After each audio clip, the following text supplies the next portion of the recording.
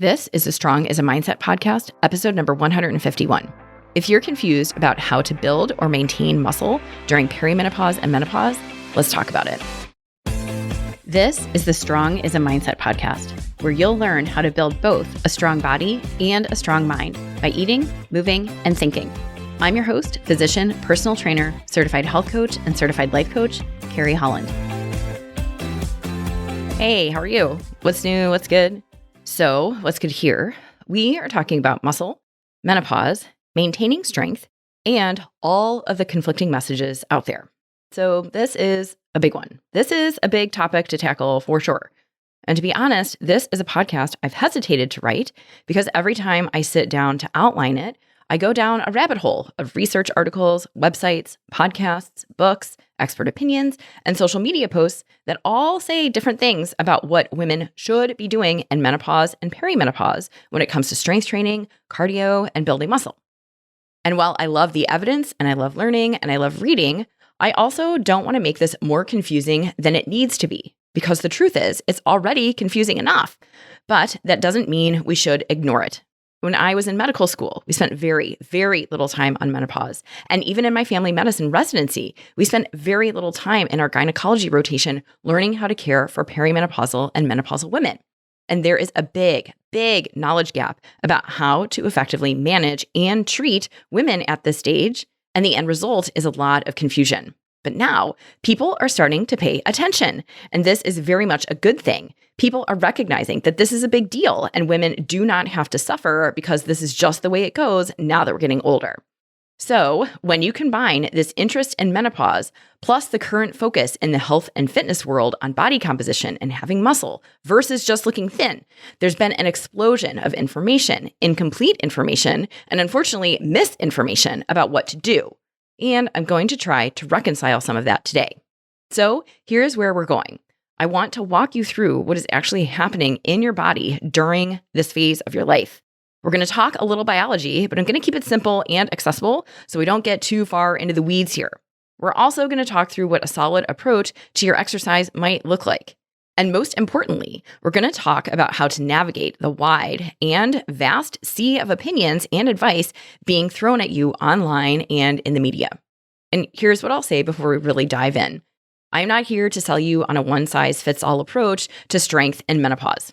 I'm also not going to tell you that there is one perfect workout or any one absolute right way to approach fitness and menopause. No matter what anyone says, okay? There is no one right way to do this. But that being said, I do want to give you some grounded, honest thoughts so you can make sense of all the noise in this space and feel more confident taking action, even if that action isn't flashy or trendy or follows exactly what a fitness influencer says. All right, so let's go. So first, let's talk a little science here. Let's start with what is actually going on in your body during perimenopause and menopause. There are legit physiologic changes happening, and understanding these changes can help you make more informed decisions about how you eat, move, and train. So let's start with your hormones. Estrogen and progesterone are both declining, and these hormones do a whole lot more than just regulate your period, okay? Estrogen, in particular, plays a wide range of roles throughout your body. It helps maintain your bone density. It helps maintain elasticity and hydration in your skin. It supports muscle mass and strength. It regulates your mood through neurotransmitters like serotonin and dopamine.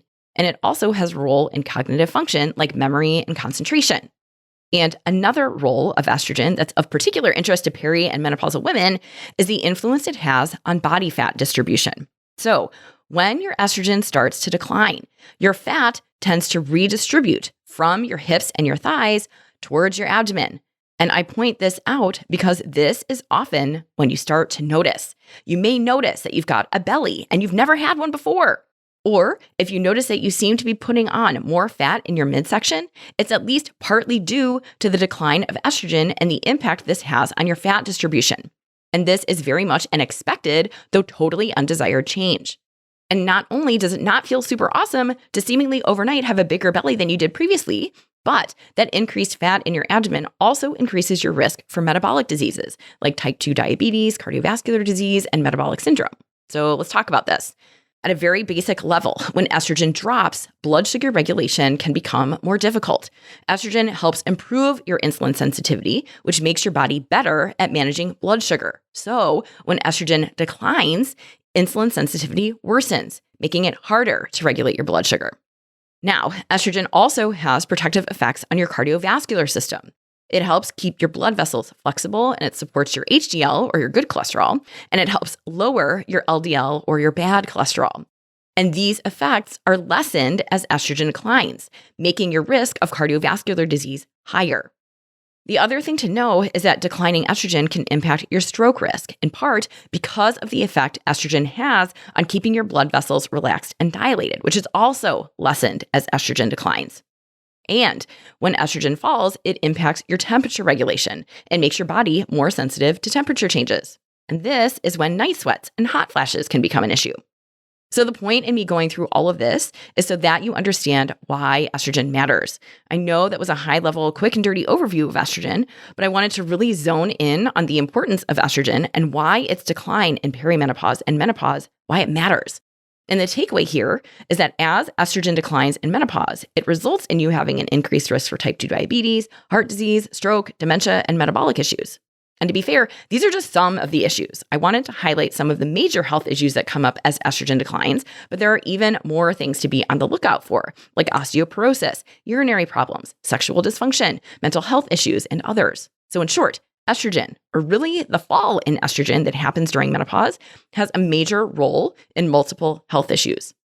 Now, let's talk about progesterone, because that's also important in menopause, even if it gets less attention than estrogen. So during perimenopause, progesterone levels may be the first to decline, which can lead to symptoms like irregular periods and heavy bleeding. So progesterone is known to have a calming, even sedating effect, and that helps to promote sleep and reduce anxiety. So when progesterone levels fall during menopause, that can lead to a range of symptoms like mood swings, sleep disturbances, weight gain, and changes in your sex drive. And progesterone may also help with memory function. So when your progesterone levels start to fall, you may notice brain fog and memory loss. You may even notice more headaches and even increases in migraine headaches. And because progesterone and estrogen commonly work together, progesterone has a role in many of the same processes as estrogen, like building bone, body temperature regulation, and immunity. So yes, estrogen matters, but progesterone definitely matters too. And let's not forget about testosterone. Testosterone levels also fall in menopause, and it's important related to what we're talking about today. So while we often think of testosterone as a male hormone, it's also an important hormone for women. It works together with estrogen and progesterone to maintain bone health and muscle mass. It has a role in your sex drive and your energy level. Your testosterone levels will decrease during and after menopause. And while it's not as dramatic of a shift as what's happening with estrogen and progesterone, your testosterone will continue to fall after menopause. And the impact of this decline in testosterone is far-reaching. It can lead to decreased libido, vaginal dryness, weight gain, fatigue, thinning hair, brain fog, mood swings, bone loss, muscle weakness, and muscle loss. So even though estrogen and progesterone get much of the airtime when it comes to menopause, I also wanted to point out that testosterone matters too. I know that I'm just scratching the surface here, but I want to give you an idea of the important role that your hormones like estrogen, progesterone, and even testosterone play in menopause and what changes you can expect when they start to decline. So when you put this all together, the hormonal shifts of perimenopause and menopause can affect fat storage and body composition, bone health and fracture risk, blood sugar regulation, cardiovascular health, neurologic health, inflammation in your immune response, and mental health, all to name a few. And my point in mentioning all of this is simply to highlight that the hormone changes you're experiencing in menopause, they are real, they are legitimate, they are serious, and they warrant us paying attention. And now, the other thing to know as it relates to what I really want to dive into today is this. Menopause will have an important impact on your muscle mass and strength. So let's talk about this. Estrogen has an important role in both your muscle mass and your muscle function. I'm going to get a little nerdy here. It influences a process called muscle protein synthesis, or in plain English, building muscle. Estrogen also impacts energy production within your cells, and it helps to regulate inflammation. And all three of these processes contribute to the health of your muscles. So when estrogen starts falling in perimenopause and menopause, all of these systems are impacted, which can lead to muscle loss and decreased strength. And declining estrogen can also negatively affect bone density and tendon and ligament function. So what we're looking at here is a combination of weaker muscles, less sturdy connective tissues, and potentially decreased bone density. And it's this combination that can make injury more common. And aside from injury, women may also experience a decrease in muscle power and strength. So estrogen supports both muscle mass and strength. It helps maintain muscle building and reduces muscle breakdown. And when it declines during menopause, you lose that support. So it makes sense. If you lose muscle mass, then along with it, you will lose strength and you'll lose power. And so what we know at this point about muscle loss is that women lose about 3 to 8% of their muscle per decade starting at age 30 until menopause. Then the rate of muscle loss accelerates to 5 to 10% for each decade after menopause. So the fancy word for this is sarcopenia, which you may have come across in the news or on influencer pages in social media or in books. And the thing I want to point out is that sarcopenia, or age-related muscle loss that is associated with menopause, it is not just about feeling weaker. The loss in muscle increases your risk of falls, fractures, mobility, and the loss of functional independence as you age. So this is not just about vanity and doing everything you can to look muscular as you get older. There is a lot more to it than that. We're talking about maintaining your ability to bend over and tie your shoes. We're talking about being able to reach overhead and pull something out from a high cabinet. We're talking about being able to go on hikes with your grandkids that involve a change in elevation. So if any or all of those things are important to you, then it's imperative to start doing something about it now. And I want to acknowledge something here. I know it's hard to even imagine what it's like to be in that place. So I'm almost 47, and it is hard for me to imagine being in my late 60s or early 70s or even in my 80s. I don't spend a lot of time thinking about it. But while I don't spend much time envisioning what my life will be like when I'm 80, I do know that what I'm doing today and tomorrow and the day after that to build and maintain the muscle that I've got, I know that it matters a lot. So even though that time of your life may be decades away, this is not something you can address at the last minute. This is not cramming for a test, okay? This takes years of consistent work to build muscle, and you can't just rush that. So the time to start building muscle is now. The earlier you begin, or begin again if you've been away from strength training for a while, the more time you give yourself to build a body that supports you, not just now, but also decades from now. And I want you to thank yourself later for the work that you put in today. And so what does that actually look like? What are the habits and exercise that support your strength and muscle mass during and after menopause? That is where we're headed next. So first, I know I just mentioned it, but I really want to hammer this home. Strength training is essential. So if you've been around here at all, you know I mentioned how much conflicting information there is in the science about most everything related to health and fitness. There is one place where pretty much everyone agrees.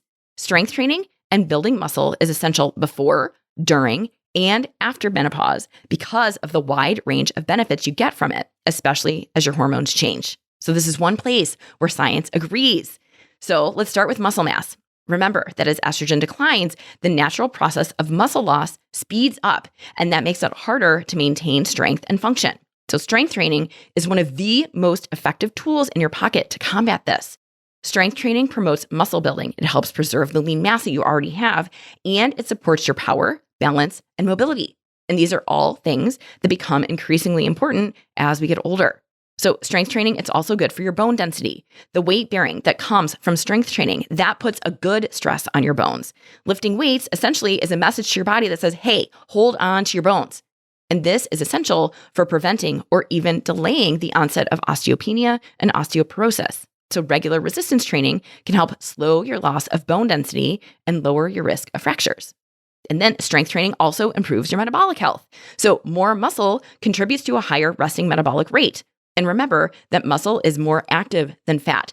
It needs more energy in the form of calories to maintain itself. So muscle is good for your metabolism. It improves your insulin sensitivity, and it helps keep your blood sugar stable. And this is not just important for maintaining a healthy weight, but also for reducing your risk of type 2 diabetes and metabolic syndrome. And it keeps getting better. Strength training will also contribute to your cardiovascular health by helping improve your blood pressure and your cholesterol profile. It can also help reduce the frequency and severity of hot flashes. It improves your mood, it reduces stress, and it enhances cognitive function. And probably the most important benefit of strength training in menopause is that it supports your long-term independence. So you can pick up and carry your groceries. So you can get off the floor, climb stairs, climb mountains, travel, and live your life the way you want to, instead of being confined to a body that does not work optimally for you. So strength training will give all of that to you. So as I'm listing all of these benefits, do you notice anything? Strength training essentially fights or counteracts almost every negative impact that menopause can have on your body systems. Do you see that? Strength training will fight or mitigate many of the undesirable effects that are expected with menopause. Now, to be clear, strength training, it is not a cure-all, but its impact is significant and far-reaching. So I hope I've been able to convince you that strength training in perimenopause and menopause is essential. And again, this is one place where science wholeheartedly agrees. Amazing. And now, here's where it gets messy. If you go to the literature, or if you do a Google search, or if you go to social media, you may find that some people say you've got to lift heavy, like a barbell back squat and deadlift heavy, or it doesn't count. And others will say, just move your body and be consistent. Others will say, you've got to do HIIT or you're not doing it right. And still others will say, no, it's not HIIT, you've got to do sprints instead. So what the heck is the answer? And the answer, in my opinion, is this. You do what challenges you, and you build from there. So if you're already lifting weights and feel confident with progressive overload, awesome, keep going. And as a reminder, if you're not sure what that means, progressive overload is the key principle related to building muscle. It means that you gradually increase the stress you put on your muscles by adding weight, doing more sets or more reps, or reducing your rest time so that your body continues to adapt to that stress and get stronger. This is how muscle is built over time. Now, if you're brand new to strength training or coming back to it after a long hiatus and using 5-pound dumbbells as a legit challenge, that is also awesome. And you start there and you keep going. And the key here is choosing resistance that feels hard enough to push you outside your comfort zone while still being able to complete your sets and reps with solid form. So you don't have to be in pain and you don't have to be drenched in sweat either in order for your strength training to count or to be effective. But you do need to feel like you're working. So that means using enough resistance to challenge your muscles, not just going through the motions with an easy weight. So if you want to build muscle, you've got to challenge yourself and go heavy. And when I say go heavy, what I mean is lifting a weight that feels like the last 2 reps of each set are hard, but you're still able to complete them while maintaining good form. And as your muscles adapt to that stress and you get stronger and lifting that weight gets easier, you challenge yourself again. So this is not to say that you have to hit a personal record every time you pick up a dumbbell, but you do need to keep challenging yourself. And that might mean you pick up the next heavier dumbbell, and instead of getting 8 reps in like you intended, maybe you only get 6. But remember, those 6 reps that you got with the heavier weight this week, those could become 8 reps with the same weight next week. And the only way you're going to get to that next heavier weight is by trying it out. And you're going to do this safely, of course, with the help of a trainer or a spotter if you need it. And what also matters when you build muscle is that you are consistent. That means you show up week after week and lift the weights, even when it's not convenient and it's not glamorous. Strength training to build muscle, it is most definitely an exercise of falling in love with the grind, okay? This work is not sexy, but it's hard. Sometimes it burns, and it's always worth it. And while I just hammered on going heavy, I also want to point out that ideally, your strength training involves training all major movement patterns like the squat, hinge, push, and pull. And while many recommend training each muscle group twice per week, please don't get stressed by that. You can train them once per week and make the sessions high quality, challenging sessions and still see gains. Do not feel like you're failing if you're not getting every muscle group trained twice per week. What you're trying to do is give your muscles the training stimulus to encourage muscle growth and maintain strength without it becoming a part-time job and without getting overwhelmed. So, with all of that said, what should you do? How should you lift? And of course, this is a subject of great debate, and I'm going to hit this head on in just a few minutes. But I would suggest strength training at least twice per week, hitting all your major muscle groups at least once. You want to go heavy, and we talked about what that means. It means the last 2 reps of your set are challenging, but you're not falling apart and sacrificing form. Now, as for sets and reps, again, so much debate here, which I'll get to, but I would suggest 3 to 4 sets of 6 to 10 reps of your major compound moves. So those are moves like squats, deadlifts, bench press, rows, and overhead presses. I've outlined all of this previously, and you can learn more about strength training from the guide I created, which includes 1, 2, and 3-day lifting programs to get you started, and it's linked in the show notes. And while I know we're talking about building muscle and strength training, let me also hit on cardio activity for just a minute because it frequently comes up and I want to address it. So cardio exercise is essential during menopause for loads of reasons. So remember the impact of declining estrogen in menopause. Things like increased arterial stiffness and vascular inflammation. Well, this is where cardio will help. And this is in addition to all the other benefits that cardio exercise gives you. Things like decreased risk of heart disease, stroke, and diabetes. It also improves memory and cognition. It gives you better bone health, improved lung capacity, improved blood sugar control. It also reduces stress, anxiety, and better sleep. So there are loads of reasons to do cardiovascular exercise, and they become even more important during menopause. So what should you do? If you go to what we have in the evidence, you'll see a recommendation of about 150 minutes of moderate or 75 minutes of vigorous cardiovascular activity per week. And ideally, this is spread out over the week. So now let me also hit on a specific aspect of cardio, and that's HIIT training or high intensity interval training. There's a lot of interest in this lately as we learn more about it. So let's talk about it. So HIIT training is made up of short bursts of high intensity effort followed by short recovery periods. And what we're starting to learn is that HIIT training may help reduce visceral fat. So that's fat that surrounds your organs. It can also improve cholesterol, improve memory, and improve hot flashes and sleep disturbances that are associated with menopause. So with all of these potential benefits, it's no wonder that HIIT training is getting so much attention as it relates to optimizing strength and fitness in menopause. And then if you go to the evidence, there is no one gold standard protocol for how to do this. But what this could look like is 2 to 3 sessions per week. And your session includes 4 to 8 intervals of 30 seconds to 1 minute of about 85% max heart rate with 1 to 2 minutes of active rest between intervals. So let me break that down. That looks like 4 intervals where you go 30 seconds on, 60 seconds off of whatever exercise. And you can do this with pretty much any exercise that gets your heart rate up quickly. So this is things like jump squats, mountain climbers, jump lunges, high knees, treadmill sprints, stationary bike sprints, the rowing machine, kettlebell swings, battle ropes. Choose your exercise. Whatever gets your heart rate up and gets it up fast, that's your exercise. Now, while I'm talking about HIIT, let's also talk about SIT, or sprint interval training, because you may have been hearing and seeing this term all over as well. So sprint interval training, as it sounds, it is a sprint. It involves short bursts of maximal effort followed by longer recovery periods. So this is 10 to 30 seconds of all-out effort followed by 2 to 4 minutes of rest. And as I said, this type of exercise is a sprint. It's all out, maximal intensity. Whereas with HIIT, you're aiming for 30 seconds to a minute of a more high intensity effort at about 80 to 90% of your max heart rate with shorter rest periods. So I know I just said a whole lot, so let me keep it simple. HIIT is about 80 to 90% effort for short bursts, while SIT is an even shorter all-out sprint level effort with longer rest. So SIT has gotten a lot of attention lately as it is being promoted as being particularly beneficial for menopausal women due to its efficiency in stimulating physiologic responses that are important in menopause.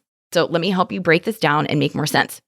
Sprint interval training aims to address various issues that are known to be associated with menopause. So specifically, it's thought to enhance muscle mass by engaging your fast twitch muscle fibers, which are essential for maintaining muscle strength and muscle mass. SIT is also thought to improve your metabolic health by boosting insulin sensitivity and promoting fat oxidation. So both of these can help with weight management.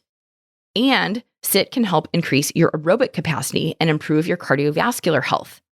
And it's all of these benefits that are super helpful when we're talking about optimizing muscle and fitness in menopausal women.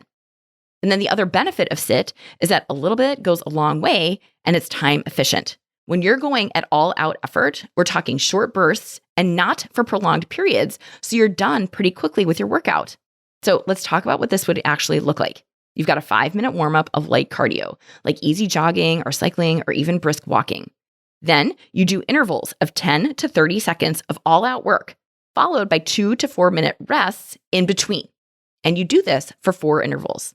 And then you cool down with a lower intensity cardio activity like slow jogging or walking. And the point here is that whatever activity you choose for your sit training, you go all out. So it could be on the bike, running, swimming, rowing, kettlebell swings, whatever it is. It's max effort followed by longer rest. And even though you're pushing super hard, it's short. And that's part of the appeal. It's a good way to get in a solid workout without spending a ton of time. So let me take a step back for a minute. We've talked about a lot. We've talked about strength training, cardio, HIIT, and sit. And so now if your head is spinning, as mine was when I was preparing for this podcast, I've got you. And if you are wondering how to put this all together, let me give you the quick and dirty version. So this is what your week could look like, okay? So if you want to optimize your body composition in perimenopause and beyond, strength training is essential. So that means I would aim for 2 strength training sessions per week. And you can do these as full body sessions, training the 5 major moves that I mentioned earlier, or you can split this up into 2 sessions, 1 day of upper body exercises and 1 day of lower body exercises. Now, as for your cardio, if you are not currently moving, meaning you're not doing any regular cardiovascular activity, then please do not go straight into HIIT and sit from the get-go. I would suggest building up to that. So first, I would get comfortable with steady state cardio activity like walking, jogging, cycling, biking, Stairmaster, rowing machine, whatever your cardiovascular exercise of choice is. Get comfortable with that before you consider adding HIIT or sit so that you don't overdo it. It's really important to build up to this. So now, let's say you already have a solid routine of strength training and you do mostly, if not all, steady state for your cardio. And I should be clear, when I say steady state, that means your 30 or 45-minute long run on the trail where you hold a pace, or your 50-minute bike ride, or your 2-mile swim.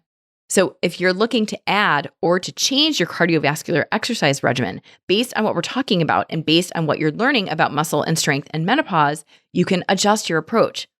So if you're already doing a fair amount of steady state cardio and you want to change that up based on what you're learning, here you go. So you could consider 1 HIIT session per week and 1 to 2 sit sessions per week. And this would take place of some of your steady state cardio workouts.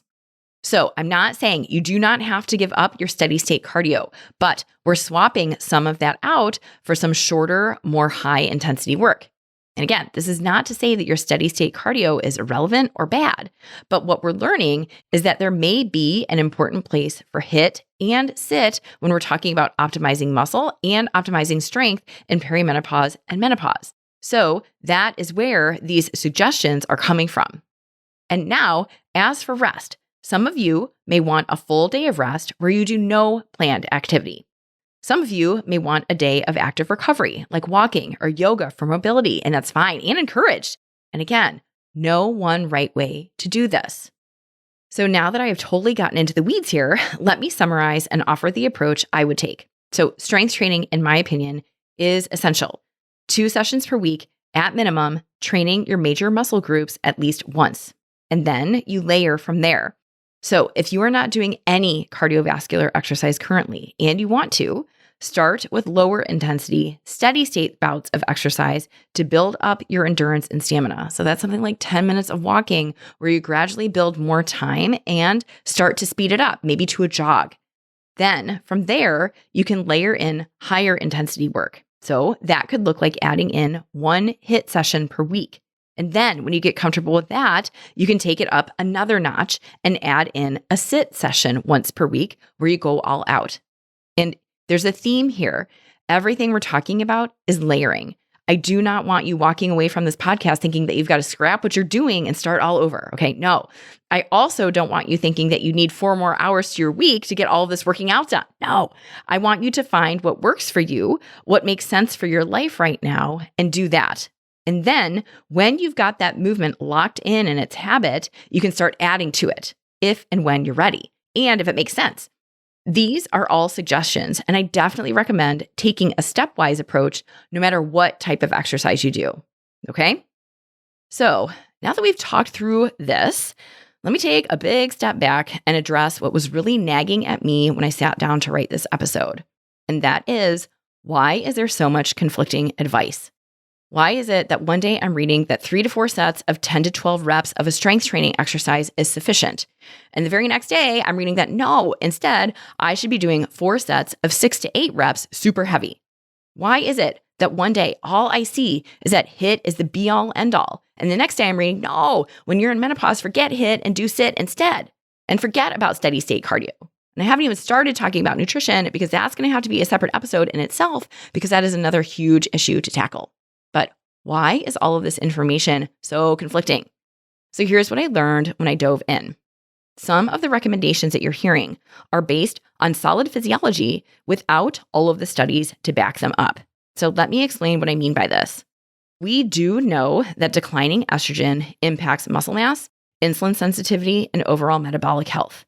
We do know that lifting weights can help counteract those effects by promoting muscle retention, improving glucose control, and improving your heart health. We do know that building and maintaining muscle becomes more of a challenge as we get older, especially when we don't have as much estrogen and testosterone to support those processes. But now here is the big take home that I really want you to hear.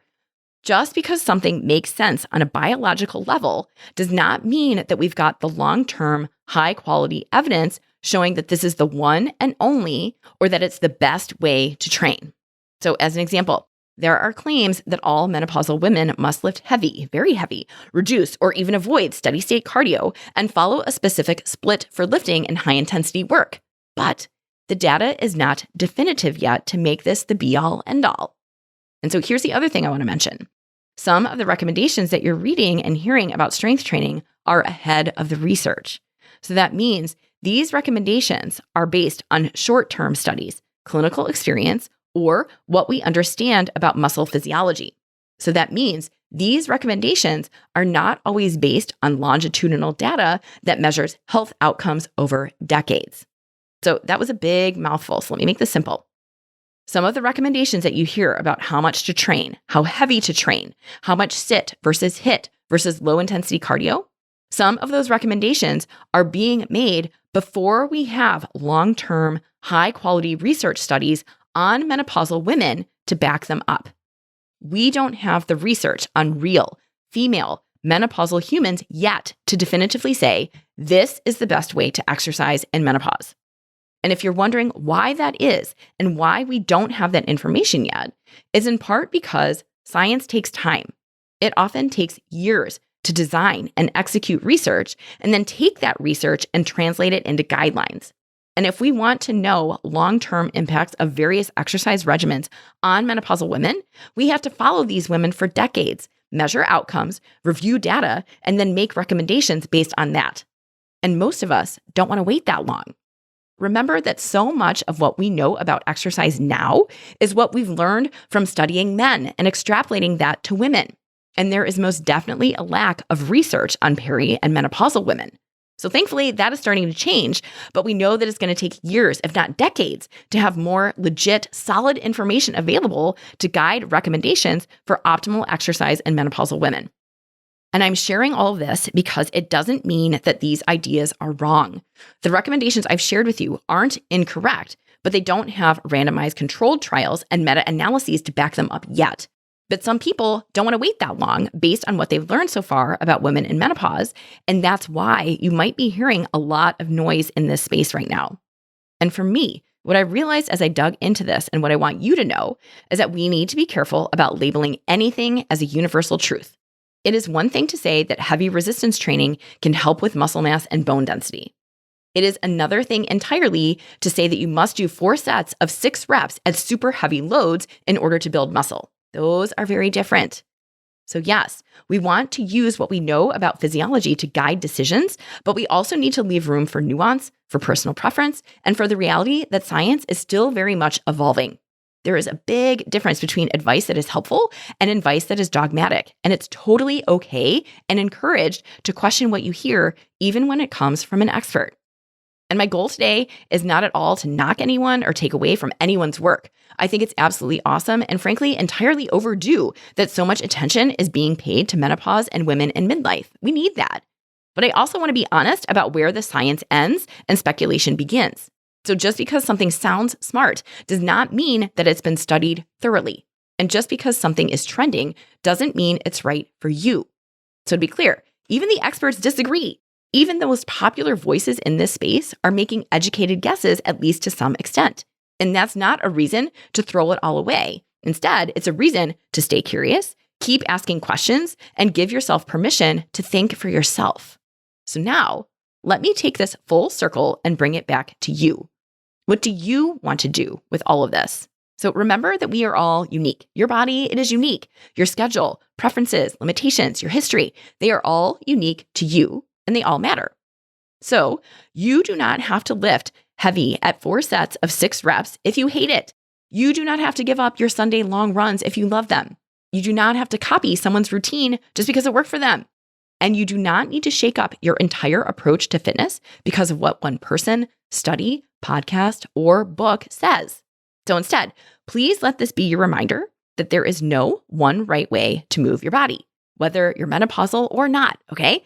There is, nor do I believe there will ever be, one right way to do this. So instead, please find movement that you enjoy, movement that you can stick with, and that challenges you, and find what supports your long-term health, fitness, and physique goals.